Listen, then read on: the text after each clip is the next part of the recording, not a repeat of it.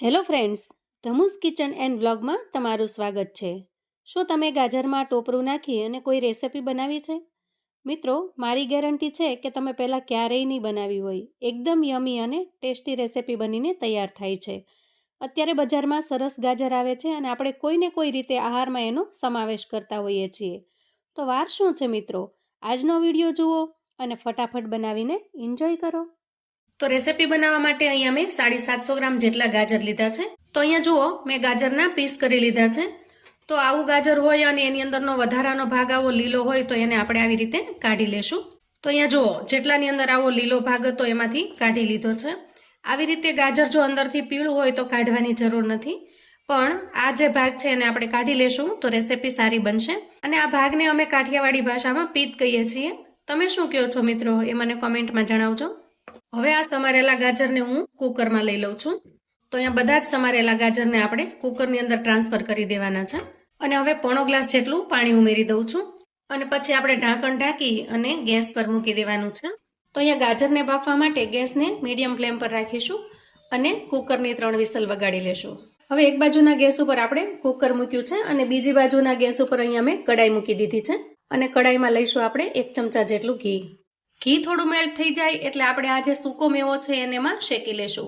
તો અહીંયા થોડી બદામને મેં આવી રીતે કટ કરી લીધી છે અને કાજુને પણ આવી રીતે કટ કરી લીધા છે. અને અહીંયા થોડી દ્રાક્ષ લીધી છે, એને પણ આપણે ઘીમાં સાંતળી લેશું. તો દ્રાક્ષનો ટેસ્ટ છે એમાં ખૂબ જ સરસ આવે છે એટલે આપણે દ્રાક્ષ ઉમેરી છે.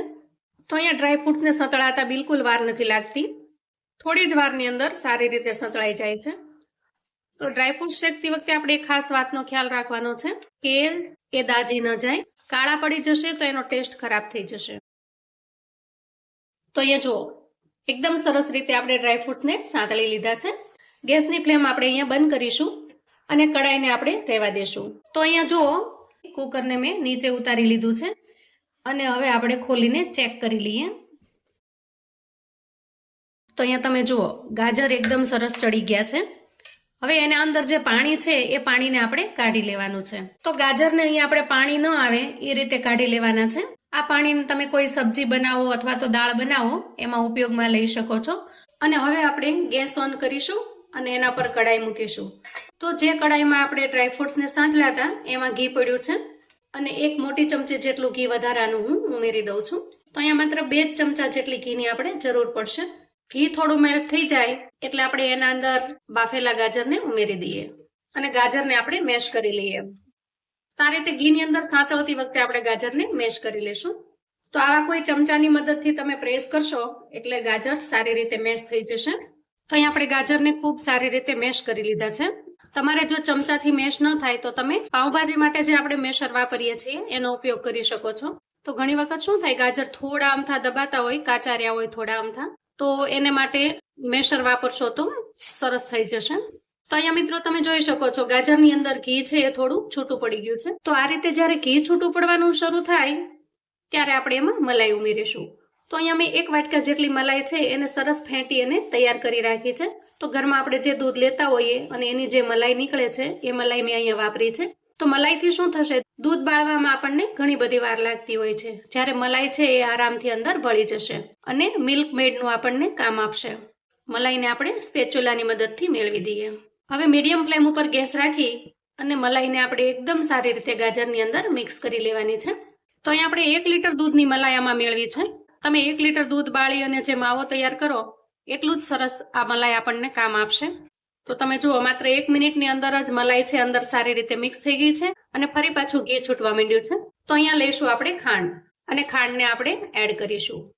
તો અહીંયા મેં 750 ગ્રામ જેટલા ગાજર લીધા હતા અને 300 ગ્રામ જેટલી ખાંડ લીધી હતી. તો એમાંથી મેં આટલી ખાંડ વધારી છે કેમ કે મને લાગે છે કે વધારે જરૂર હવે નહીં પડે. તો તમે જોશો અહીંયા ધીરે ધીરે ખાંડ છે એનું પાણી થઈ રહ્યું છે. તો હવે આ બધું જ પાણી બળી જાય અને એકદમ સરસ મિશ્રણ થઈ જાય ત્યાં સુધી આપણે ચલાવવાનું છે.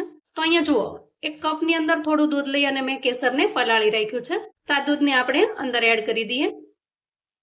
તો આ રીતે થોડું કેસર એડ કરી દેશું ને તો કલર ખૂબ જ સરસ આવશે. અને હવે ખાંડનું પાણી આપણે સાવ બાળી લેવાનું છે. તો અહીંયા જુઓ, ખાંડનું બધું જ પાણી બળી ગયું છે અને આ મિશ્રણ છે એકદમ સરસ બની ગયું છે. આપણે શીરો બનાવીએ એવી કન્સિસ્ટન્સીમાં આવી ગયું છે.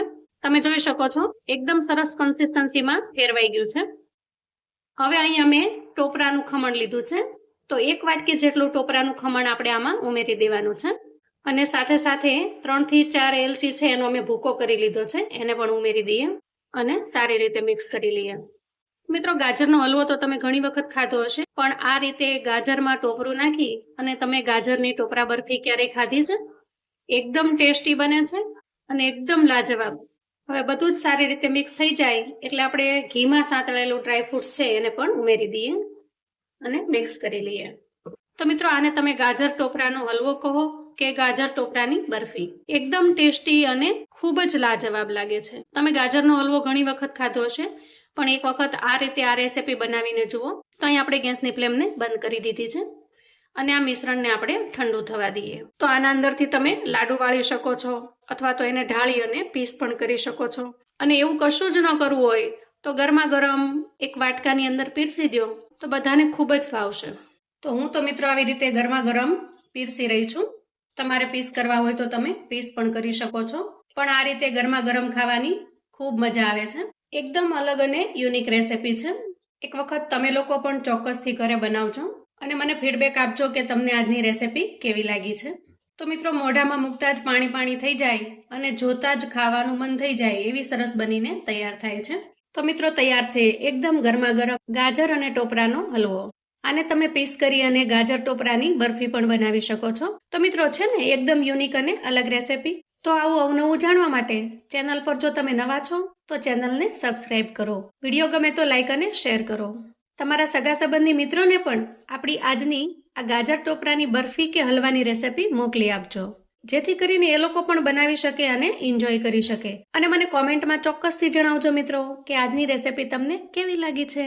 ફરી મળીએ એક નવી રેસીપી સાથે. ત્યાં સુધી આવજો મિત્રો.